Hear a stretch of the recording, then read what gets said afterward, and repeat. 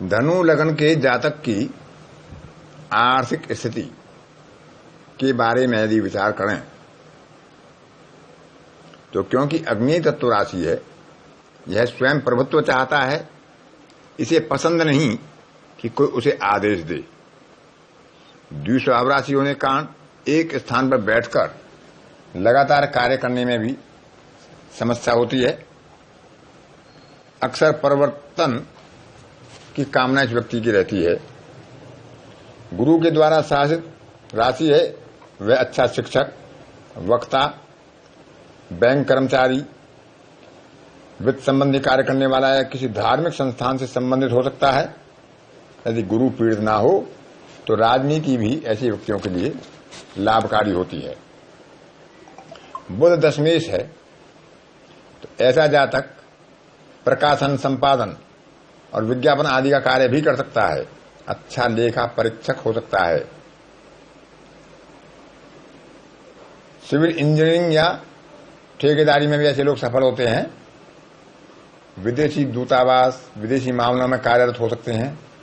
दूसरे, छठे और 10वें भाव से किसी प्रकार भी संबंधित ग्रह धनु राशि में व्यक्ति को खनन, परिवहन और इंजीनियरिंग के क्षेत्र में सेवा कार्य कराता है। दांव लगाना ऐसे लोगों के लिए, जुआ, सट्टा या लॉटरी आदि, वो ज्यादातर शुभ नहीं होता, क्योंकि जो पंचम भाव का स्वामी होता है मंगल, वो 12वें भाव का स्वामी भी होता है। लेकिन जिनके पहले, दूसरे, तीसरे, छठे और 11वें भाव में के स्वामी पूर्वाषाढ़ा नक्षत्र में होते हैं, जो इनका मध्य भाग पड़ता है धनु राशि का, उनको शीघ्र धनवान होने के योग होते हैं और अच्छे लाभ की प्राप्ति उन्हें होती है।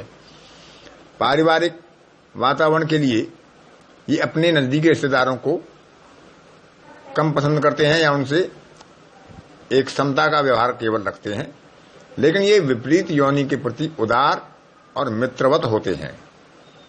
अपनी संतान पर व्यय अधिक करते हैं और जिनकी कोई संतान नहीं होती है वे धार्मिक कार्यों में, मंदिर आदि के उद्धार में, शैक्षणिक संस्थाओं की सहायता करने में खर्च करते हैं।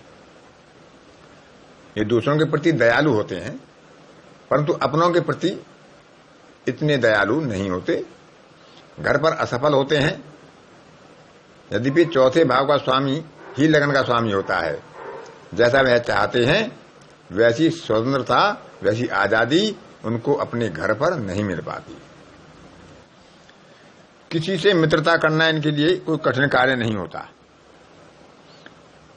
अनजान व्यक्तियों से इनका सारहीन विवाद हो जाता है, लेकिन बाद में ये उससे भी मित्रता कर लेते हैं और वह मित्रता स्थायी रहती है।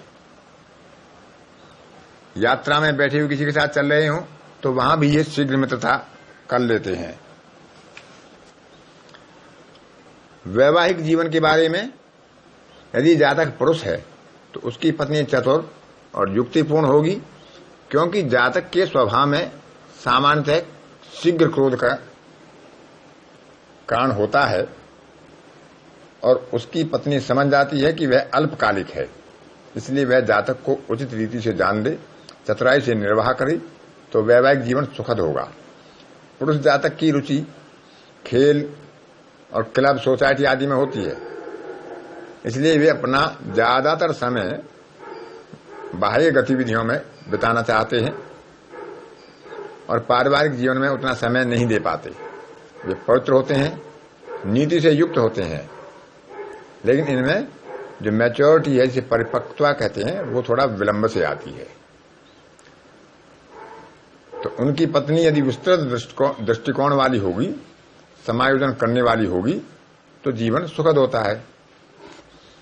यदि कोई जातक किसी ऐसी कन्या से विवाह करता है जिसकी धनु लग्न हो तो वह भाग्यशाली होता है। जो कुछ भी व्यक्ति अपनी जीवन संगनी से उम्मीद रखता है वह सब कुछ उसमें उसे मिलता है। वह कभी उसके मामलों में दखलंदाजी नहीं करती। जब तक पूछा ना जाए वह पति को कोई सुझाव नहीं देती, अकारण टोक टाक नहीं करती। वह शांत, चतुर, निपुण और दूरदर्शी होती है। यद्यपि वह जानती है कि उसका पति गलत है, तो भी वह विनीत और शांत रहकर उसके ध्यान में यह बात लाती है, बहुत विनम्रता से उसे सलाह देती है। कोई भी व्यक्ति धनु लग्न में जन्मी कन्या से विवाह कर अपने आप को भाग्यशाली समझता है और ऐसा होता भी है। द्वितीय भाव, सप्तम भाव और एकादश भाव हमारे मित्रों को, साथियों को सूचित करते हैं। द्वितीय भाव शनि का है, सप्तम भाव बुध का है और 11वां भाव शुक्र का है। और ये तीनों ग्रह एक दूसरे के मित्र हैं। तो जब शुभ इस रूप में ये स्थित होंगे तीनों ग्रह और मंगल द्वारा इन पर अशुभ दृष्टि नहीं होगी, तो जातक को विश्वस्त, सच्चा, कर्तव्यनिष्ठ, सुंदर और बुद्धिमान पति या पत्नी के रूप में साथी प्राप्त होता है। संतान के संबंध में द्वितीय, पंचम और एकादश भाव संतान को सूचित करते हैं। इनके स्वामी शनि, मंगल और शुक्र हैं। जातक की संतान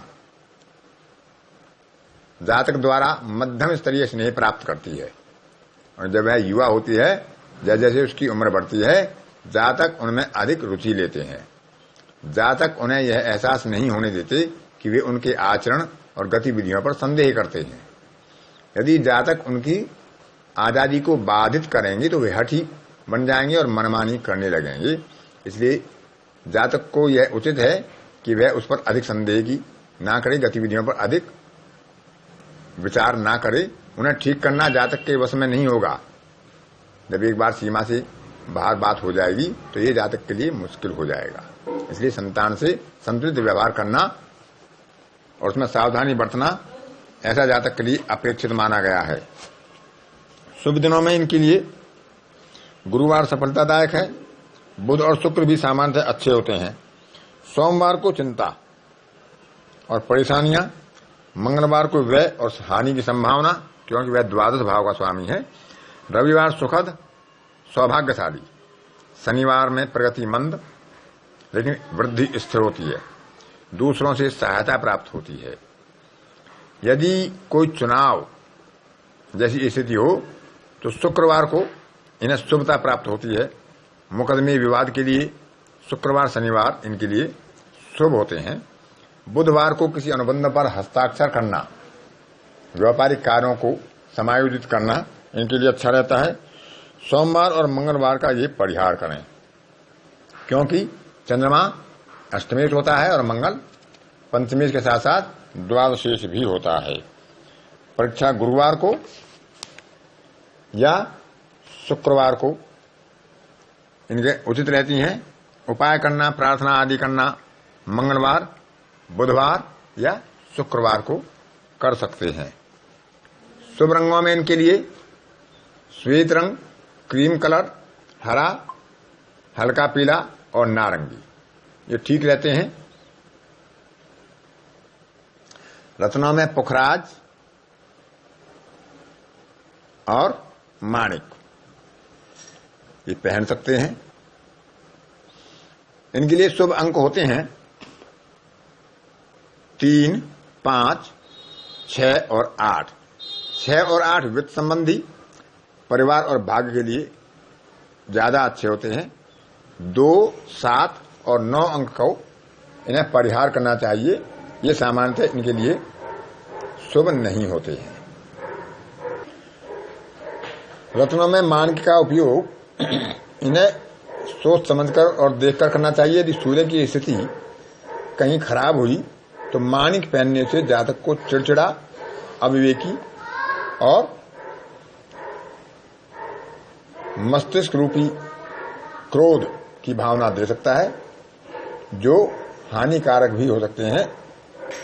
क्योंकि द्वितीय राशि है, इसमें कोई भी स्वामी, कोई भी ग्रह केंद्र और त्रिकोण का स्वामी नहीं होता है। तो इसलिए रत्न धारण करने से पहले ग्रहों की स्थिति और उन पर दृष्टियों का विचार अवश्य कर लेना चाहिए।